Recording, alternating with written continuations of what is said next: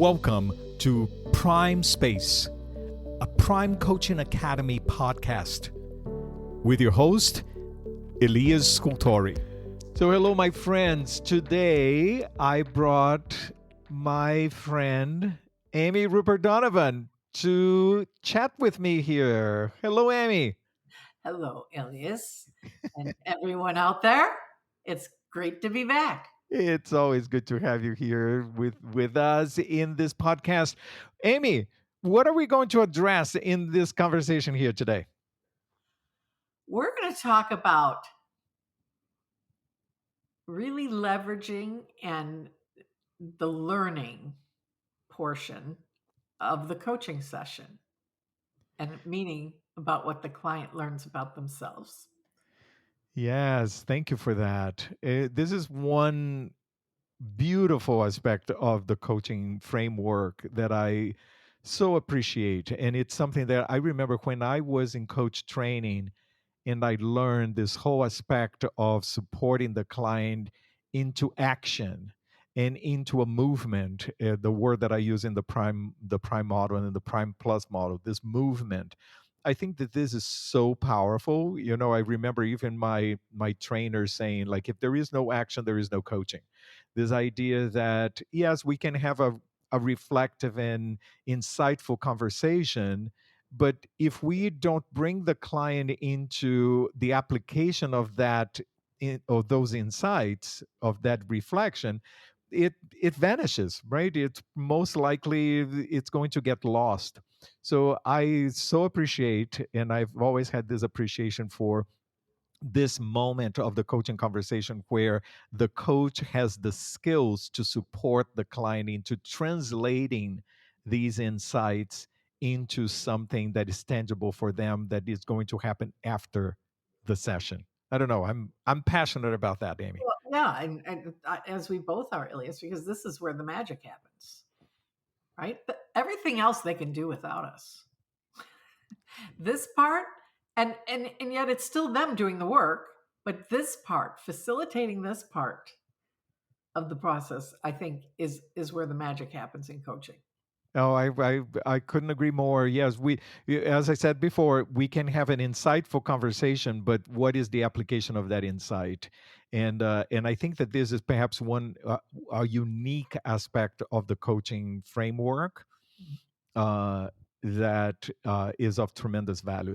And you know, to bridge on this topic that we are talking about here today, the we start this movement, we start this period of supporting the client into designing this movement by supporting the client into encapsulating in and putting in a nutshell their insights, their learning, Mhm. their takeaways. What happened in this conversation that was insightful to you that you want to remember moving forward?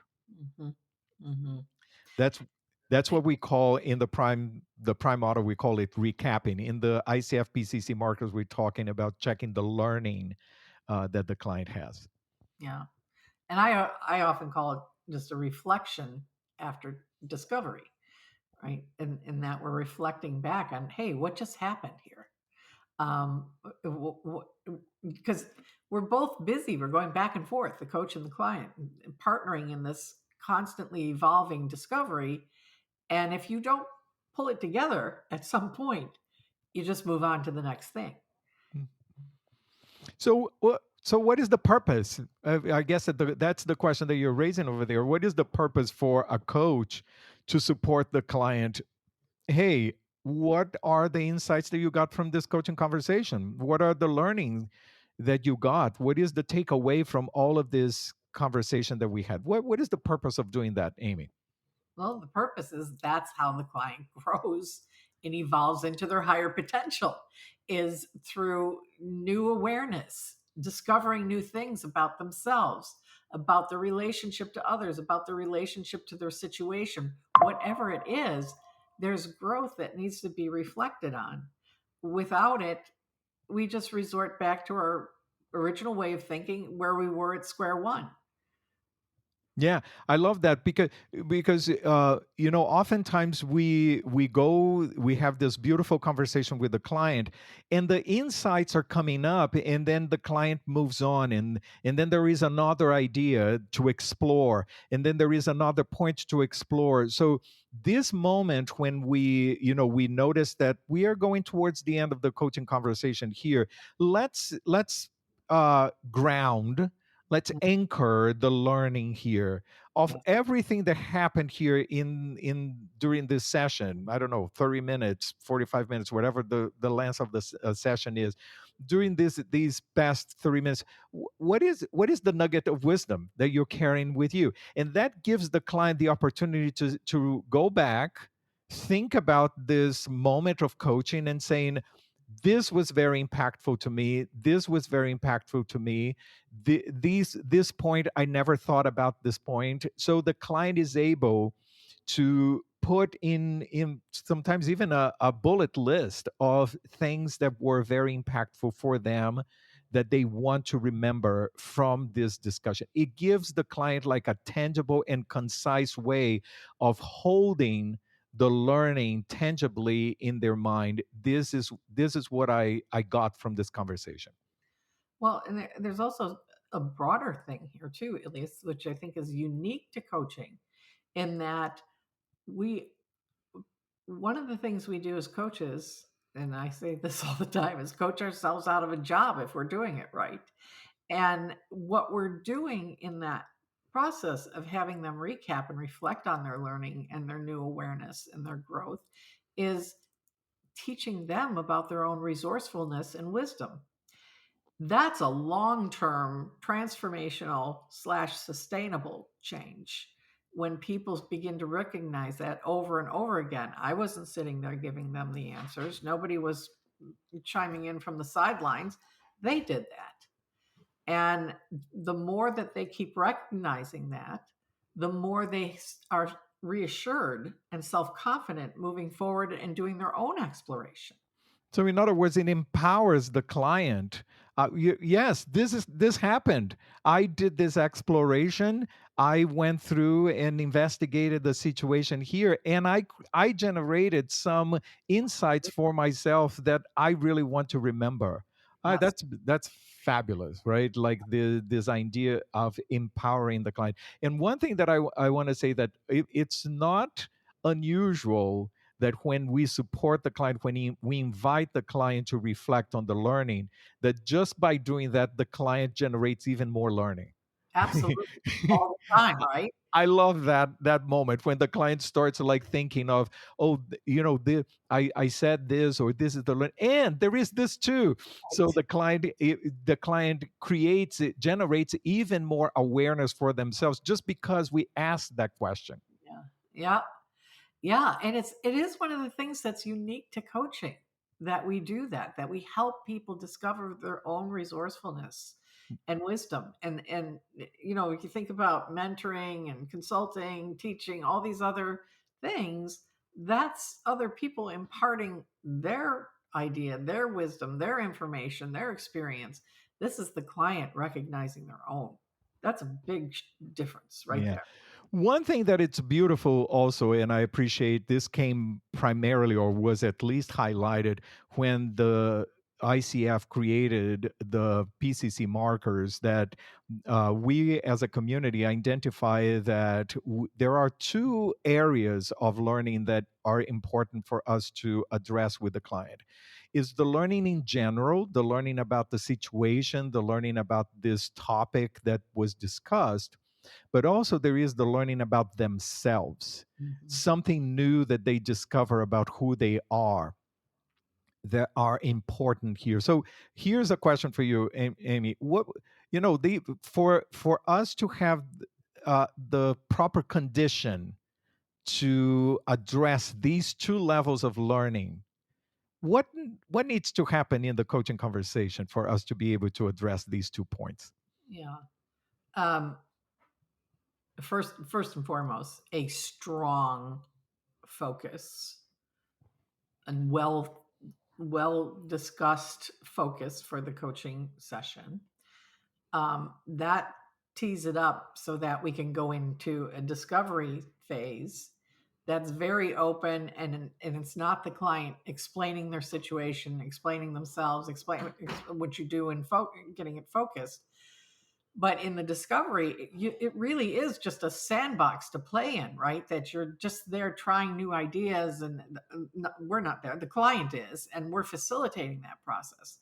We're giving them the time to think, right? The time to dip into their own well of wisdom and to start pulling things out and looking at them and thinking it through and assembling it in a way that is most aligned with who they are.